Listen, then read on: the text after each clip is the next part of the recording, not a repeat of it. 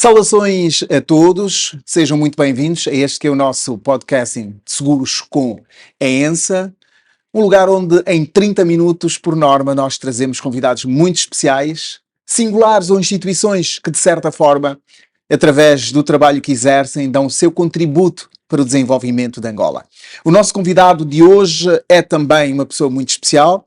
Estamos a falar do superintendente-chefe Fidel Filipe, que é o chefe de departamento de transgressões, acidentes e peritagem da Direção de Trânsito e Segurança Rodoviária. Bem-vindo, muito obrigado por ter acedido ao convite. Obrigado, Sérgio. Muito obrigado, boa noite a todos. Muito bem, olha, nós convidámos-lo para conversarmos um pouco sobre aquilo que é a nossa realidade ligada, portanto, ao trânsito rodoviário e também à sinistralidade automóvel. É uma pessoa entendida na matéria e com certeza nos vai ajudar a perceber um bocadinho. Eu se calhar começaria por entender um pouco se as medidas tomadas nos últimos anos em relação à importação de viaturas, no que toca à limitação dos anos, atendendo o tempo de fabrico da viatura e o seu estado, se terão contribuído a alguma coisa em positividade para aquilo que é o nosso parque automóvel que temos hoje no país. Sérgio, é preciso analisarmos essa questão em dois momentos diferentes. De facto, esta medida veio fazer com que tivéssemos um parque automóvel mais renovado. No passado tínhamos um parque cuja maior parte dos veículos já tinham ultrapassado o tempo útil de vida, quer dizer, eram veículos que na Europa ou nos países onde eram fabricados já não circulavam, praticamente iam para o ferro velho. Então não havia uma certa limitação no que toca à importação de veículos. Então esta medida, eu falo numa visão como técnico, foi no sentido de garantir que tivéssemos aqui um parque automóvel que dava mais garantia em termos de segurança rodoviária. Porque é bem verdade que se por um lado nós temos ainda este déficit de oferta de transporte, então, mas por outro lado, penso que quem legislou sobre esta matéria pensou no o bem mais importante, que é o bem-vida, porque muitos veículos que circulavam em mau estado técnico, muitos veículos com tempo útil de vida já ultrapassado, não garantiam segurança para circular nas suas estradas. Então, penso que o que norteou esta medida foi seguramente isto. E se nós fizermos assim um olhar pela realidade daquilo que é o nosso parque automóvel atualmente, o que é que nós podemos descrever? Como é que nós estamos? Porque nós sabemos que existem algumas políticas necessárias e que são utilizadas em qualquer parte do mundo, que é a inspeção anual de viaturas, para que elas possam apresentar condições para circular, servir, se calhar em serviço público, enfim. Não sei se na realidade ela está efetivada num nível de percentagem tão elevado ou ainda não estamos em condições de pô-la 100% a funcionar num contexto geral. Olha, Sérgio, eu vou lhe dizer, se estivesse aqui a afirmar que já temos o parque automóvel que nós desejaríamos, estaria aqui a faltar com a verdade. O que nós pretendemos é que cada vez circulem veículos nas nossas estradas que garantem segurança. Daí é que também já está legislado que temos os nossos centros, os centros privados, agora temos 2 centros privados, para que há obrigatoriedade das inspeções periódicas. Quer dizer, para os veículos pesados, de um ano devem fazer a inspeção periódica, e os veículos ligeiros, de 6 em 6 meses, devem fazer a inspeção periódica. É uma realidade que já se faz sentir. Sim. Tanto é que nós, Polícia Nacional, estamos a realizar constantemente operações no sentido de aqueles veículos que circulam em mau estado técnico ou que não estão a cumprir com as inspeções periódicas, são então atuados, levados para os centros e obrigatoriamente são inspecionados. Aplicadas as multas, depois, como garantia de poderem voltar a circular, tem que ser obrigatoriamente passarem pelos centros para fazerem uma inspeção periódica. Chefe Fidel, nós podíamos dizer que o nosso país ou a nossa governação tem um espírito de boa fé, se olharmos um pouco para a realidade de muitas famílias que, com um veículo automóvel, que se calhar não está em condições que já é muito antigo, estas famílias conseguem construir a sua própria casa, conseguem sustentar a família. Podíamos dizer que existe alguma sensibilidade nesse sentido, que existe ali um bom coração, ou estaríamos a ser um pouco exagerados? Como disse, o cidadão comum tem uma visão diferente da minha ou da nossa, Uhum. enquanto técnicos de segurança rodoviária. O cidadão comum vê sempre a vertente sociológica de que um veículo, ainda que não esteja em boas condições técnicas, mas ainda assim garante o sustento da sua família, ainda assim com esse veículo pode-se ir ao campo, de lá conseguir transportar os produtos e levar para a cidade e poder comercializar. Então, são visões extremamente opostas, Uhum. que naturalmente geram certo conflito no que toca à análise. E vou ser um pouquinho mais simples, né? Uhum.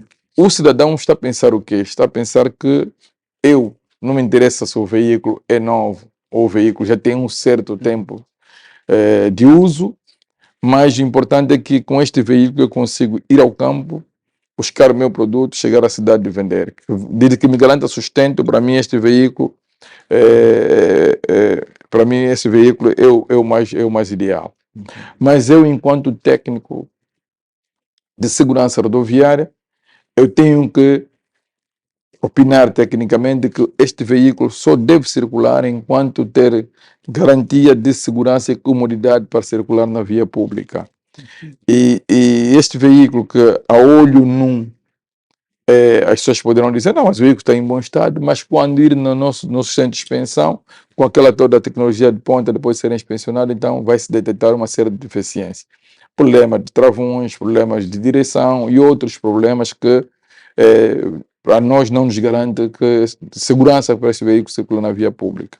Então, são visões extremamente opostas. Podemos Naturalmente. dizer que, por exemplo, permita-me, podemos dizer que não vou aqui, por exemplo, achar que a polícia facilita pelo facto do cidadão enfrentar dificuldade, mas podíamos dizer que é uma realidade com a qual ainda temos que nos debater por muito tempo se atendermos que não há um polícia para cada esquina.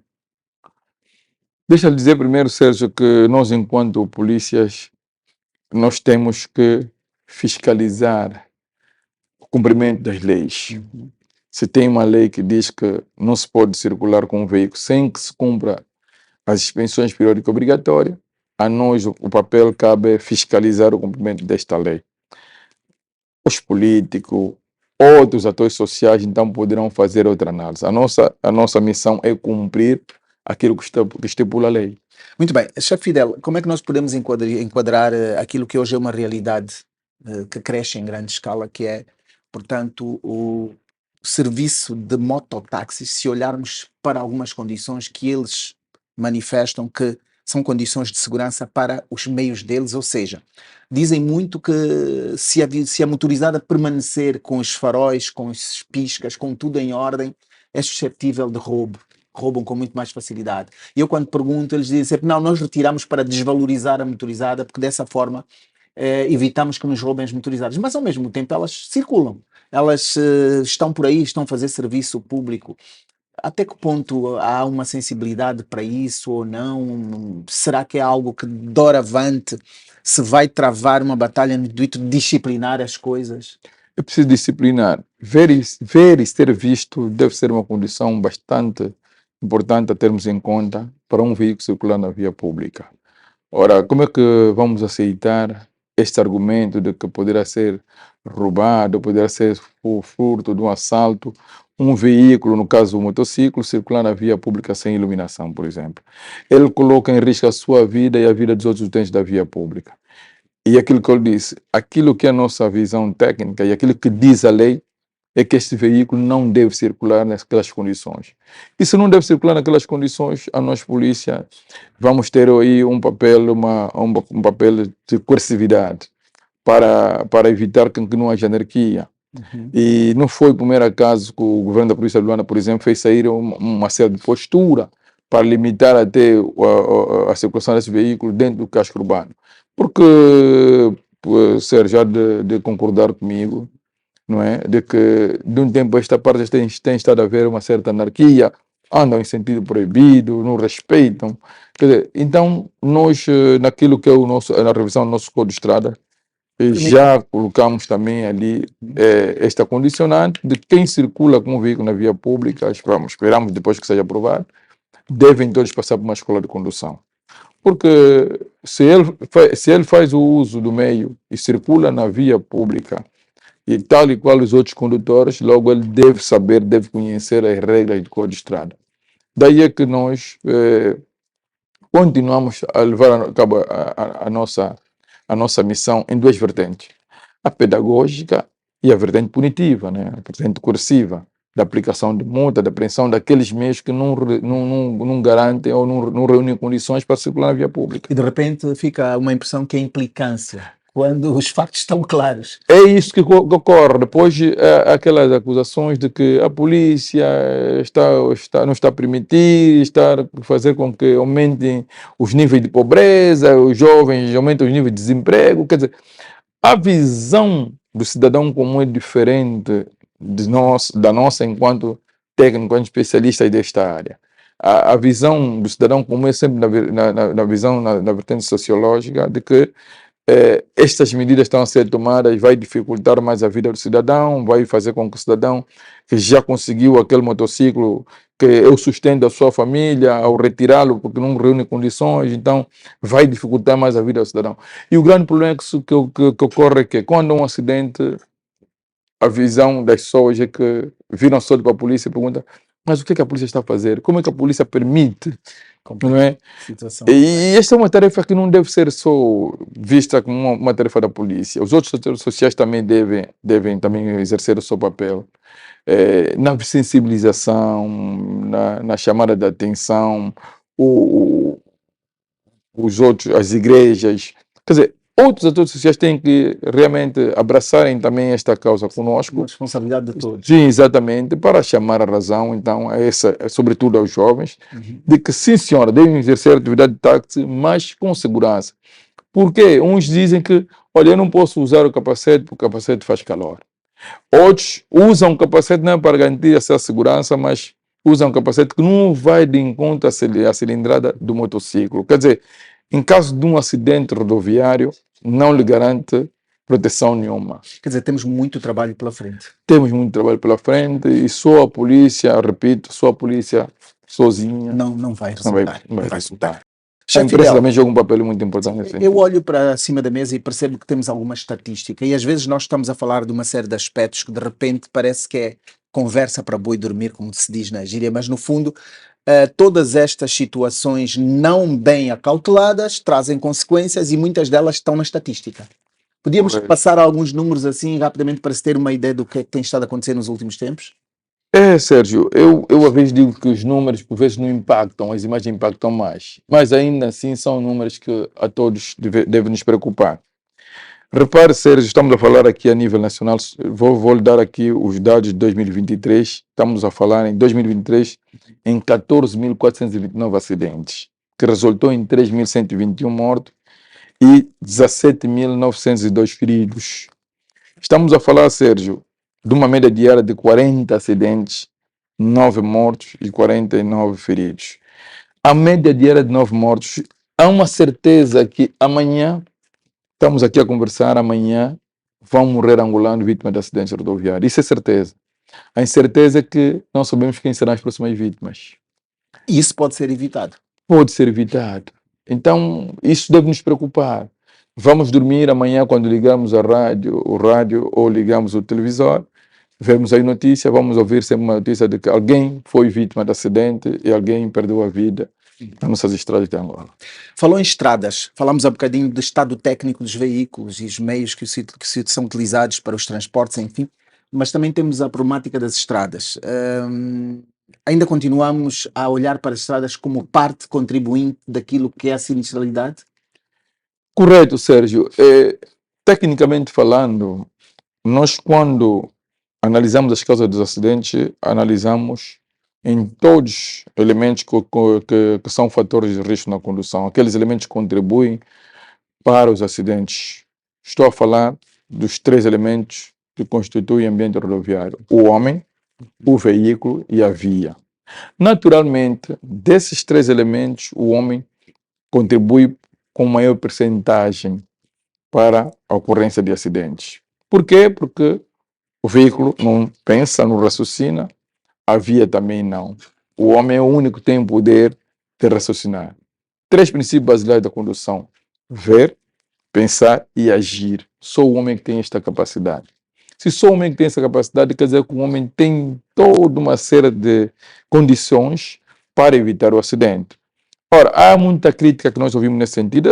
Não, mas também não falam das vias, não falam dos veículos. Não é que não falemos das vias nem dos veículos. As vias, os veículos também contribuem sim. Aliás, há pouco falamos da importação de veículos. Certo. É para ver que nós também estamos preocupados, porque sabemos que os veículos também contribuem, mas uma proporção menor. Eu vou dar um exemplo muito rápido, Sérgio. Estamos aqui.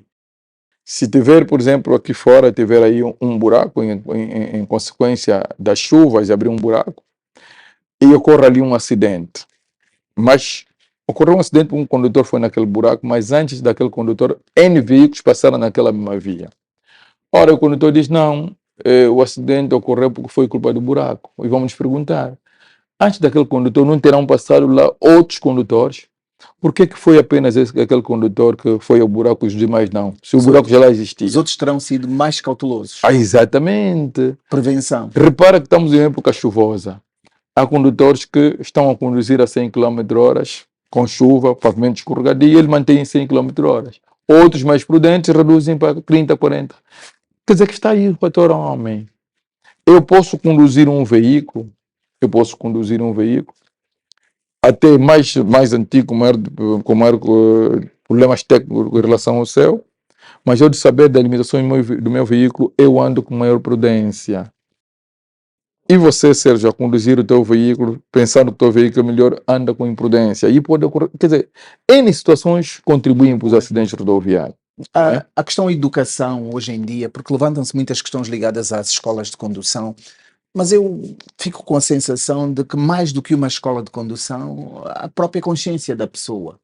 Porque nós somos uma sociedade que, em suma, queremos todos ser letrados, queremos todos ser cultos. E fica muito difícil acreditar que no meio desta gente toda ainda convivamos com situações em que o homem é o maior culpado. Nós, Sérgio, nós estamos a analisar toda uma questão, toda uma série de questões que têm estado a contribuir para os acidentes. E pensamos também que a qualidade das nossas escolas devem ser melhoradas, os exames também devem ser melhorados, por essa razão é que estamos agora a trabalharmos, já estamos na fase final, nos exames multimédia. Os exames multimédia não vai ter uma intervenção muito direta do examinador, para não haver aquela suspensão do que o examinador também contribuiu, também facilitou e por aí fora. Então estamos a trabalhar nesse sentido, mas eu também afirmo com muita insistência de que o indivíduo mal educado é mau condutor. Aquele indivíduo que chega numa repartição pública, não respeita a fila, não respeita os idosos, as mulheres grávidas, quer sempre passar em primeiro lugar, ele vai ter o mesmo comportamento ao volante de um veículo. Então, tem muito a ver com a educação da pessoa. Podemos dizer que existem províncias em Angola que são exemplares, porque percebemos que pela densidade populacional Luanda é o maior problema. Até há dias ouvi uma estatística que a seguir a Luanda está o Bengo. Em termos de acidentes nestes últimos dias, não sei se faz algum sentido, mas olhando para o resto do país. Não, é aquelas províncias que têm um maior volume em termos de parque automóvel. Luanda lidera, sim senhora, mas há aquelas províncias que têm um parque automóvel muito reduzido. Mas ainda assim, só para ter uma ideia, que a semana que findou, a terceira província que teve o maior número de acidentes foi o Zaire, a província do Zaire. Mas repara, vê como é que passa com... Mas isso tem uma explicação, porque ele tem um corredor de circulação que vai até o Soio e a zona do Louvre, que é uma zona comercial, de trocas comerciais. Então, há um movimento muito grande de veículos. E até há liberdade para se pisar no acelerador. A liberdade entre aspas. Liberdade, digo, tem essa oportunidade. Exato, exato. Se calhar. E tem uma das melhores estradas de Angola, reparem isto. Mas sem muita oscilação, as províncias que normalmente lideram são aquelas províncias com o maior parque de automóvel. Refiro-me, Luanda, Benguela, Huila, são normalmente essas províncias que lideram a estatística em termos de acidentes rodoviários. O papel do agente regulador do trânsito continua a ser aquele em que o objetivo não é só coerção, não é só, ou seja, multar, mas também continuar mais amigo do cidadão e se calhar um educador permanente. Correto, Sérgio. Nós temos estado a trabalhar nessas duas vertentes, como disse, a pedagógica e a vertente punitiva, a aplicação de multas. Mas, quiçá, não sei se tem conhecimento, temos estado a realizar muitas atividades de prevenção e segurança rodoviária, através de sensibilização, palestras, muitas atividades temos estado a realizar a nível de todas as províncias. Os atropelamentos há cerca de mais de 7 anos lideram a estatística de acidente. Estamos a fazer um trabalho a nível do país, porque também vimos que há uma percentagem de até peões que são atropelados por debaixo, passam por debaixo das passadeiras. Quer dizer, estão aí as passadeiras que foram um grande investimento, ainda assim, muitos peões, de forma irresponsável, optam por não passar a utilizar as passadeiras e passarem por debaixo e são atropelados. A estrada de Catete, portanto, o Anda Viana é um exemplo. E repare que Exemplo negativo. até há peões que ainda com o separador de betão transpõem o separador, correndo uma série de risco. Então, um trabalho muito grande de sensibilização, mas é como eu disse, que não será possível, vai ser muito difícil deixar essa tarefa apenas para a polícia. Estamos a convidar cada vez, e estamos até satisfeitos que cada vez estão a aparecer mais parceiros sociais a juntarem-se a essa causa, para que chamemos a razão aqueles cidadãos que continuam a colocar em risco a sua vida e a vida dos outros utentes. Esta é uma luta que deve ser de todos. Chefe Fidel, há aqui uma questão que eu lhe vou colocar e agradecer que não fosse mal entendido. Eu ouço muito que a polícia, quando descobre que vai haver um evento aqui ou ali, ou vai haver um casamento aqui, eles montam logo uma operação stop a seguir. É assim que as coisas funcionam? Ou a polícia faz o seu papel onde quiser, onde achar conveniente, não tem nada a ver com a festa? Toco nesse aspecto por causa da condução, por excesso de consumo de álcool, em estado de embriaguez, enfim, dizem que não, mal vai haver o evento, a polícia vai se instalar por perto. Também não é bem assim, mas o plano de operações deve obedecer uma certa estratégia. E vou lhe dar uma explicação assim muito simples. Ora, estamos em época de tempo de calor, as zonas balneares, não é?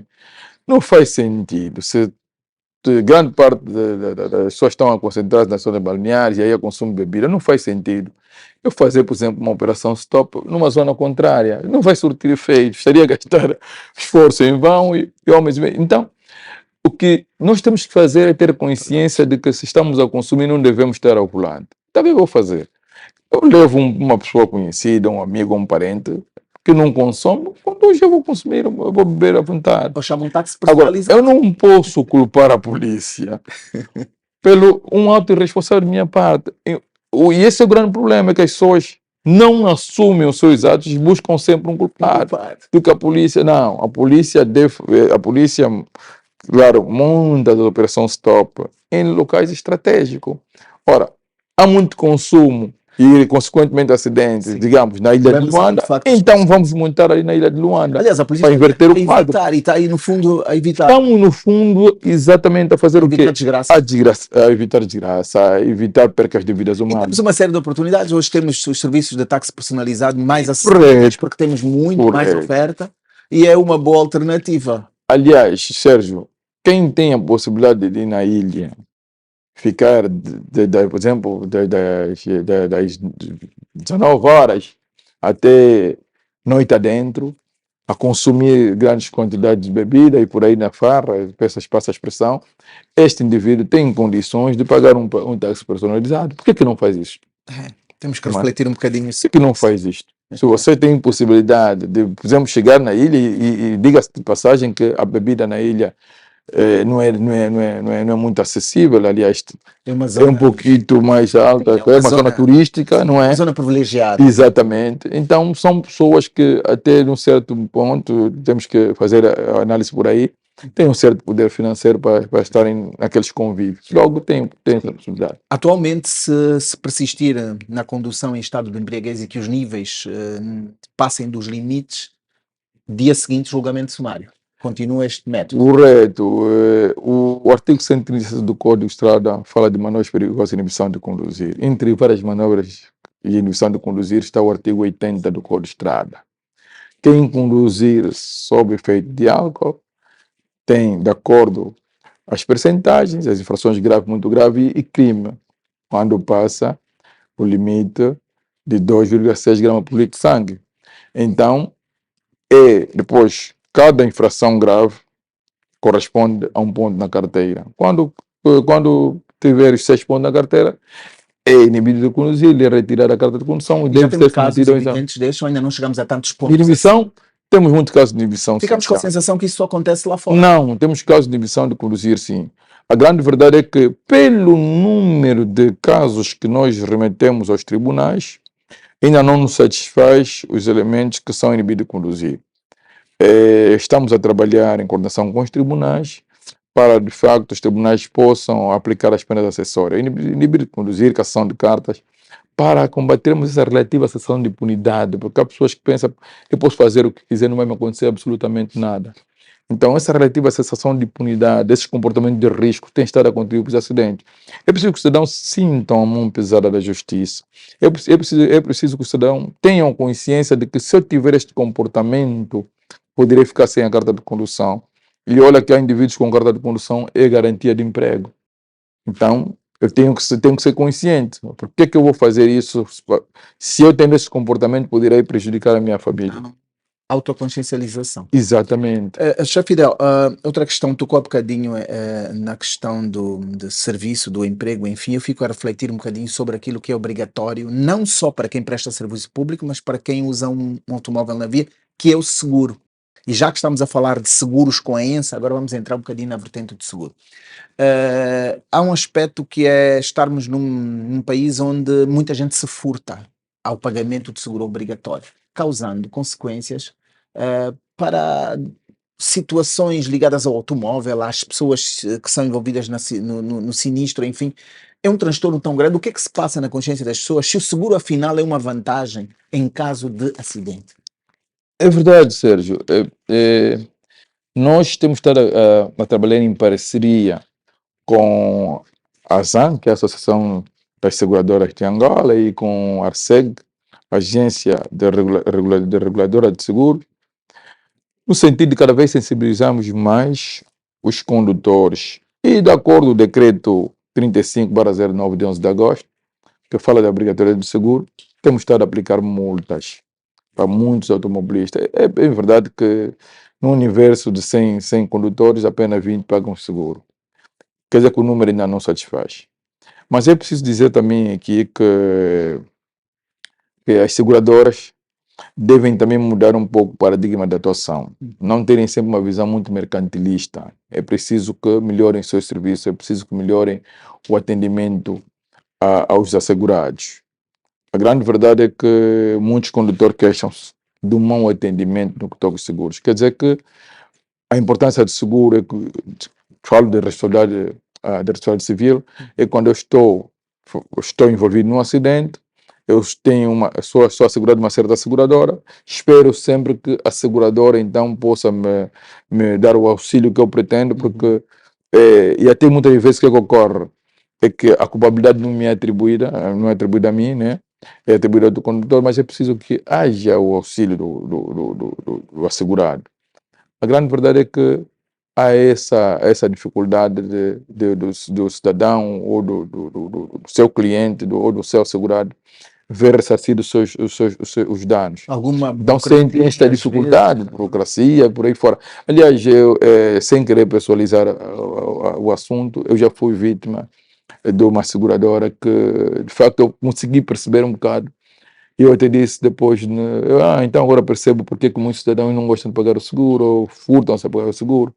É que é uma volta muito grande, é muito difícil. Celeridade na solução. É muito difícil. Fico com a sensação que às vezes muitas delas procuram argumentos para não cansar mesmo para que o assegurado desista. Mas percebemos que, independentemente de tudo isso, para o cidadão, porque há aqui às vezes uma percepção de que não, obrigam todo mundo a pagar seguro e as seguradoras é que vão ganhar com isso. Mas o pensamento não pode ser por aí. Não pode ser por aí, não podemos ter essa visão. Não pode ser por aí se nós pensarmos que o seguro é contra terceiros, certo? Então é seguro obrigatório, sim, que tem as suas vantagens. Só para recordar, no caso de um seguro que é pago na ENSA, um seguro automóvel, o que é que cobre caso aconteça algum acidente? Não percebi bem. Refiro-me aqui, vamos supor que eu tenho a viatura assegurada, né? O que é que o cidadão tem de vantagens em ter uma viatura assegurada caso tenha um acidente na via e caso saiam feridos e caso saiam danos? Por exemplo, para passarmos para o cidadão. Sim. A partir de quando eu for um assegurado de uma empresa, digo por uma seguradora, posso falar da ENSA e outra, Certo. não é? Primeiro é que quem vai tomar conta da reparação dos danos vai ser a seguradora. Quer dizer que eu, pode ser naquele momento que ocorre o acidente, nem sequer tenho valores. Mas como eu tenho uma seguradora, isso aconteceu que teve um veículo contra o meu veículo e a primeira coisa que ele disse, não, eu tenho seguro e contacto a minha seguradora. E eu que tive que constantemente ter ele nem sequer só vi uma vez o senhor. Né? Então, aquele interveniente, depois de deixar de ver, só comecei a contactar a seguradora. Quer dizer que a seguradora é que tratou de tudo. Esta é a grande vantagem. Não precisamos, até evitamos conflito no trânsito. Certo. A partir do momento que uma das partes percebe que você não tem um seguro, isso pode gerar um certo conflito já. Quer dizer que ele diz que não sente-se que há garantia de você ressarcir os danos. Quando ele percebe que o teu veículo é assegurado, ele fica um pouquinho mais descansado. Ele diz, então, já sei que vou ter garantia de que os meus danos serão ressarcidos.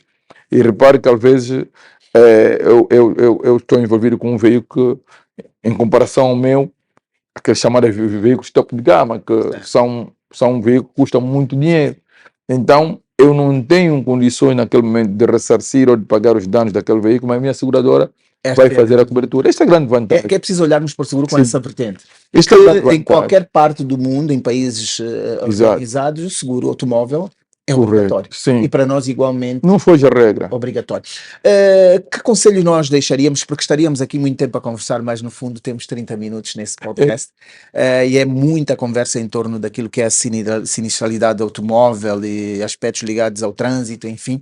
Mas gostaríamos de deixar aqui alguns conselhos, porque, ao que tudo indica, do jeito que o país se vai organizando aos poucos, as coisas também vão apertar ao ponto de se organizar na totalidade, quer queira, quer não. Bem, Sérgio, eu vou dizer que estamos no primeiro trimestre de 2024, já estamos a falar em 3.078 acidentes, não é? Só a nível de Angola. A nível de Luanda, estamos a falar em 697 acidentes, Sérgio. São números bastante preocupantes. E nós temos a meta de até 2027 reduzir a 50% o número de acidentes em Angola. Então é uma luta bastante grande. O que nós vamos aconselhar é que nós, como iniciativa, nós, Polícia Nacional, fazermos a revisão do Código de Estrada, porque achamos que deve haver endurecimento das medidas. Estamos agora na consulta pública, porque pensamos que temos que rever ali alguns artigos do Código de Estrada para que o cidadão sim tenha um maior sentido de responsabilidade. Então o grande conselho é que venha a polícia como uma polícia amiga que quer, de facto, proteger o bem-vida, não venha a polícia como um inimigo, não é só cumprir as regras do trânsito, porque não quer ter chatice com a polícia, devem cumprir em primeiro lugar, porque vai garantir a tua segurança e a segurança dos outros utentes da via. Daí é que o grande recado que vamos passar é que, ao invés de esperarem um abrandamento na atuação da polícia, esperem que a polícia cada vez vai apertar o cerco. Porque 2027 é a meta de reduzirmos 50%, logo nós não teremos mãos a medir. Vamos aumentar as operações stop, vamos aumentar a presença policial, vamos aumentar a nossa fiscalização. Vamos agora partir, vou falar de forma rápida, para as multas indiretas, porque achamos que aquele método de ficar retido com a documentação do cidadão, queremos agora é que multas indiretas, essas câmeras que estão a ver aí por Luanda, não estão em vão, têm radares. Estamos a aplicar multas por via das câmeras. Daí as novas matrículas. Temos aí também, sim. As novas matrículas vão facilitar o processo. Tivemos aí radares mais modernos, porque queremos cada vez mais disseminar os radares a nível nacional, na estrada nacional principalmente, porque é aí que, apesar de ocorrerem poucos acidentes, mas é onde há um maior número de vítimas. Então, estamos a levar uma série de ações tendentes a inverter o quadro. Muito bem. Eu estive aqui a conversar com o superintendente-chefe Fidel Filipe, que é o chefe do Departamento de Transgressões, Acidentes, Peditagem da Direção de Trânsito e Segurança Rodoviária. para tentarmos conversar um pouco, em 30 minutinhos, daquilo que é a realidade que nós vivemos nos últimos tempos e com alguma estatística preocupante. Para o efeito, independentemente de tudo, se quisermos ter um trânsito tranquilo e seguro, vamos seguir as regras, vamos obedecer, porque a coisa vai apertar nos próximos tempos. Quanto a mim, estou um bocadinho tranquilo, porque o meu carro é assegurado pela ENSA, então nesse aspecto estou tranquilo. Nos outros aspectos, vamos então seguir as regras, ter tudo em ordem para evitar ter que ter confronto com aqueles que mantêm a ordem e a tranquilidade pública. Chefe Fidel, muito obrigado. Obrigado nós, Sérgio, pela oportunidade. Chame-nos sempre para falar desse tema que é muito importante, que interessa a ti, a mim e a todos nós enquanto seres utentes desta via, dessa sociedade. Porque eu costumo dizer, o Covid dizia, fique em casa, não saia de casa, e as pessoas conseguiam se proteger contra a Covid. Os acidentes rodoviários é aquele mal transversal que, mesmo sem sair de casa, às vezes o veículo te encontra a sua casa. Então, é um mal que, infelizmente, poderá atingir o Sérgio, a mim ou qualquer um. Ninguém está imune a este grande mal. Então, é uma causa não da polícia, é uma causa do Sérgio, é uma causa da ENSA, é uma causa de todos nós, enquanto utentes da via pública. Temos que nos unir. Segurança rodoviária, Sérgio, somos todos nós. Muito bem. Muito obrigado, então. Nós voltamos numa próxima edição. Por enquanto, marcamos aqui o nosso ponto final.